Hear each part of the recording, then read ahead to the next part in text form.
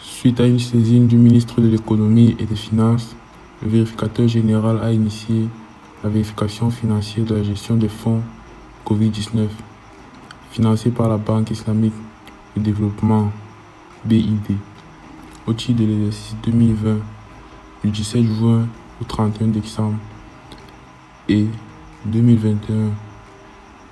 La vérification financière de la gestion des fonds Covid-19 par la Banque islamique de développement au titre de l'exercice 2020 a pour objectif d'assurer la régularité et la sincérité des opérations et dépenses effectuées par le projet d'appui d'urgence pour la lutte contre le Covid-19, logé à l'INSP. Les travaux de vérification ont porté sur l'examen des opérations de dépenses relatives à l'achat des produits de désinfection et d'hygiène, ainsi que sur l'acquisition, le transport et l'installation des climatiseurs au cours de l'exercice 2020. De nombreux travaux préalables ont porté également sur les marchés conclus et l'accord de projet signé par l'UONOP, au-delà de la date de clôture du projet, à l'exclusion des aspects d'exécution. Irrégularité administrative constatée. Elle relève des dysfonctionnements du système de contrôle interne. D'abord, le directeur du bureau régional de Dakar de la BID et le secrétaire général du ministre chargé de la Santé ont demandé l'exécution d'une convention irrégulière avec l'UONOPS sur plus de la moitié du montant du prêt. Ensuite, la coordination du projet a conclu et réceptionné 6 marchés avant l'entrée en vigueur des accords de financement. En plus de la coordination du projet, on conclut des marchés et signé l'accord de projet après la date de clôture des décaissements. En outre, la coordination du projet a irrégulièrement attribué des marchés à des fournisseurs. Il a été aussi constaté que la coordination ne rend pas compte de l'exécution du projet et qu'elle a passé des marchés sans détermination préalable de besoin. Au regard de toutes ces irrégularités, des recommandations ont été formulées par le Bureau de vérification générale. Irrégularité financière constatée. Le montant de l'irrégularité totale s'élève à 163 794 673 000 francs CFA. Elle concerne les faits ci-dessous. Le coordinateur a accordé le paiement de la prestation non exécutée. Il a produit une attestation de service fait pour ordonner le paiement des services connexes non réalisés.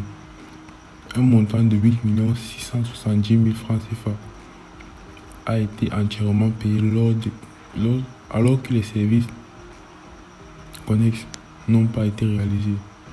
Le coordinateur a attribué des marchés à des fournisseurs qui ne remplacent pas les conditions requises.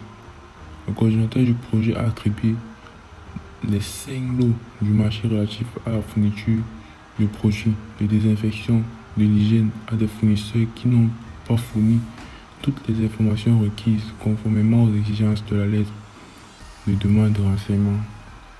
L'examen des documents a révélé que certains bénéficiaires ne devaient pas être éligibles au marché en raison de soit la non-fourniture des informations requises, de la non-fourniture des pièces, qui sous-entendent les informations contenues dans le document et non la conformité de celles requises. À titre illustratif, la société d'études, d'expertise et de prestation de services n'a fourni aucun document permettant de justifier son expérience dans le domaine de la fourniture des produits de désinfection de l'hygiène. De plus, l'analyse des informations contenues dans la note de présentation fournie ne comporte ni la signature ni le sceau de la personne qui l'ajoute. Aussi, les informations contenues dans la note de prestation sont très incohérentes et aucun document justificatif de l'expérience de la société dans la fourniture des produits de désinfection et d'hygiène a été fourni. Le coordinateur du projet a ordonné des paiements sans se relever à la mercuriale des prix La conclusion des marchés sur la base de prix supérieurs à ceux indiqués dans la mercuriale a engagé une perte financière de 58 740 000 francs. La commission de réception a procédé à une réception irrégulière des fournitures. La commission de réception, sans aucune réserve et sans référer aux échantillons qui devaient servir de référence d'appréciation, les cartons de savon en morceaux, alors qu'ils pensent des différences importantes en termes de volume et de poids. En effet, la comparaison entre les morceaux de savon livrés par la société Adam Sanogo et ceux de la société Novedi a mis en exergue la différence de volume et de poids des morceaux de savon livrés. Les morceaux de savon livrés par les premiers présents en moyenne 108 grammes contre le morceau de 44 grammes livré par le second, alors que les cartons sont facturés au même prix unitaire de 7 500 francs. Cette différence de poids peut constituer un gain estimé à 43 819 800 francs par la société Novedi. Une perte de projet si on rapporte le montant facturé au poids moyen des morceaux de savon livrés. La commission, en acceptant le savon fourni par la société Novedi, sans se référer aux échantillons et sans réserver au vu de la différence observée sur le volume de poids des savons livrés, se rend responsable du réception des fournitures et non conformes, ainsi que les conséquences qui en découlent. Le coordinateur du projet a ordonné le paiement des 6 marchés non enregistrés et a ordonné le paiement des 6 marchés que les fournisseurs ne soient acquittés des droits d'enregistrement pour 43 55 605 francs et de redevances dans une régulation des marchés de 7 509 268 francs, auxquels sont assujettis. Le montant total de l'irrégularité s'élève à 52 564 873 francs.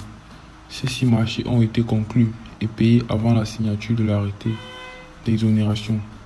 Nous y reviendrons avec plus de détails.